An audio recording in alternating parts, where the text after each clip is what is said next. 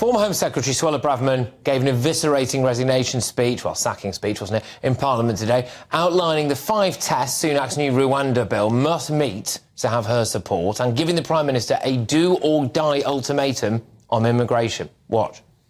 The Conservative Party faces electoral oblivion in a matter of months if we introduce yet another bill destined to fail. Do we fight for sovereignty, or do we let our party die?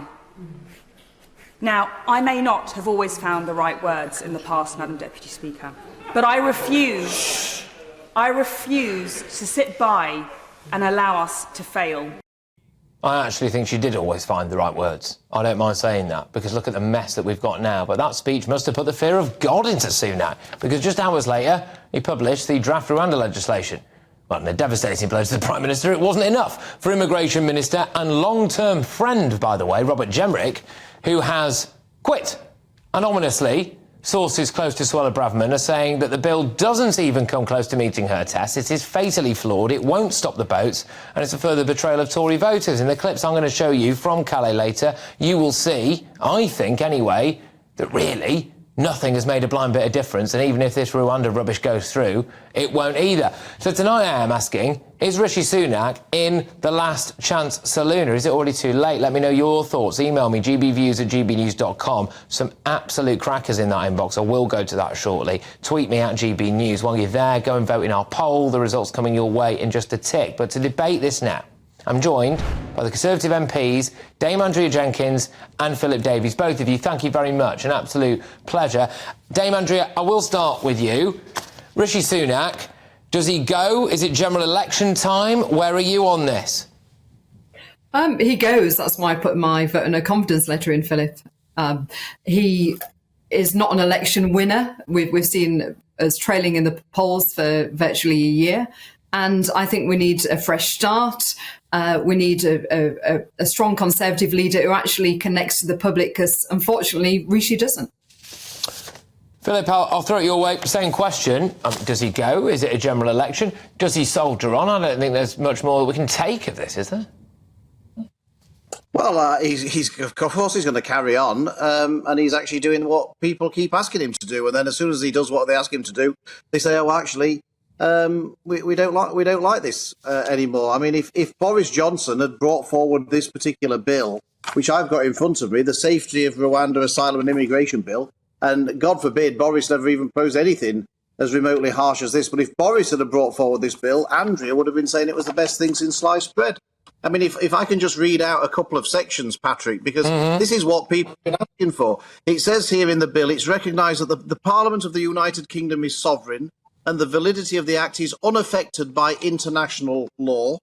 It says every decision maker must conclusively treat the Republic of Rwanda as a safe country, and that a decision maker is the Secretary of State, an immigration officer, and a court or tribunal. It says that all of these things apply, notwithstanding any provision in the Human Rights Act. It goes beyond this, actually. It's much bigger than this. One at a time. Andrea, go on, and then I'll let Philip come back. Go on.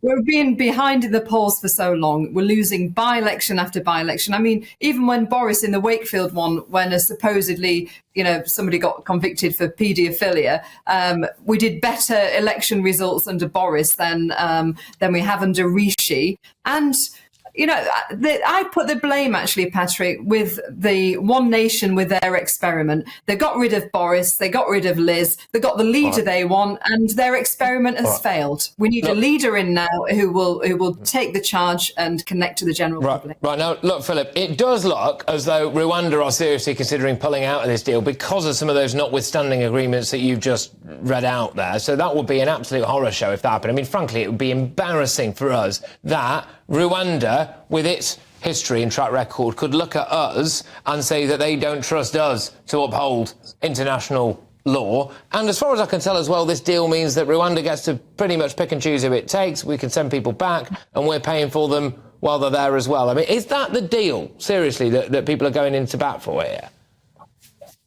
Well, you can't have it both ways, Patrick. You can't have it that you think that Suella's got this entirely right. This is the Rwanda scheme is the scheme that was developed by Boris Johnson when Suella was Attorney General. It was developed by Suella when she was Liz Truss's Home Secretary. This is the Rwanda scheme, which I think we all agree with, that this is the right solution, is to send people to a third country. That's been the policy of everybody within the Conservative Party. I don't believe anybody has a different policy. And the issue is, will this stand up in court? Now, I've just quoted you, and it says that it's not. This will apply notwithstanding the Human Rights Act, notwithstanding any interpretation of international law.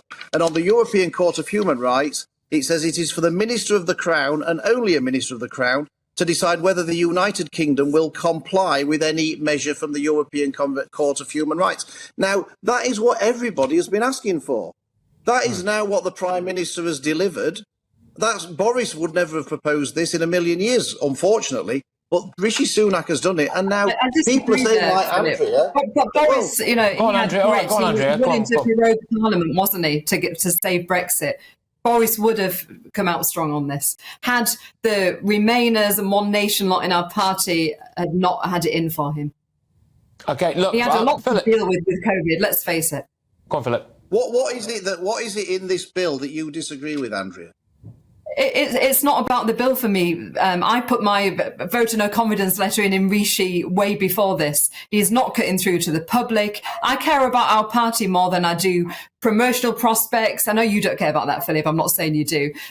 More than, and also I care about our country. This is actually about trying to get a leader who connects to the public to save our country from a socialist cabal led by Starmer. Philip, does this get through? Philip, does this get through the Commons, let alone the Lords, let alone the courts? Do you think this gets through the Commons?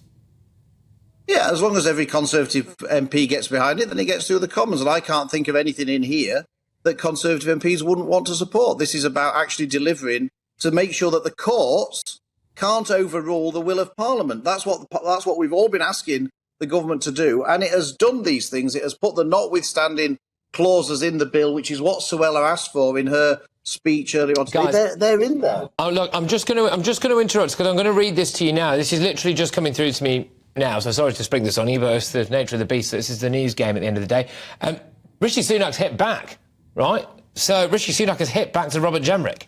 Thank you for your letter and your service in government. Your hard work has helped us. I'll get through this.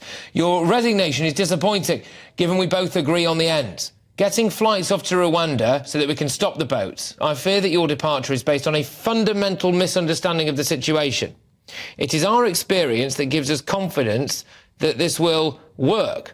Our returns deal with Albania, that you were instrumental in securing, has cut Albanian arrivals by 90%. The Albanian arrivals have far more recourse with the courts than people will under this new legislation. But we have still succeeded in returning 5,000 people. So that's basically the main line. Andrea, your response to that maybe Robert Jenrick has gone for the wrong reason. He's misunderstood. Our immigration minister, I mean, this still doesn't bode well. Our immigration minister, former, is misunderstood. No, I was Robert's PPS during the days of lockdown when he was the housing secretary. I saw how strong he could be against the civil servants, and he's a very smart guy. He would not have misunderstood anything. This is just, I think this whole policy is just actually kicking the can down the road. And I defer to the Star Chamber, as we discussed last night, the group of lawyers who will be looking over this because I defer to them. Philip, I'll give you the final word. We're on the clock a bit here, but I'm about to play a clip from Mark White in Calais, which just shows that the numbers of people waiting to cross the Channel are as high as they've ever been. The French are laughing at us. The migrants are laughing at us. Even if this plan gets off the ground, it's not going to work. I mean, good grief. We've got to end this. We need someone new. No, this is going to end. This is the whole point. That we all agree. Suella agrees. Boris agrees. Andrea agrees. I agree that the way to deal with this is to send people to a third country. This bill that the government's produced today will allow that to happen, will stop the courts, whether here or abroad, from stopping us from doing that. And that will act as the deterrent to stop the boats. It's the only hope, and it's the only show in town. It's the only policy that anyone's proposed.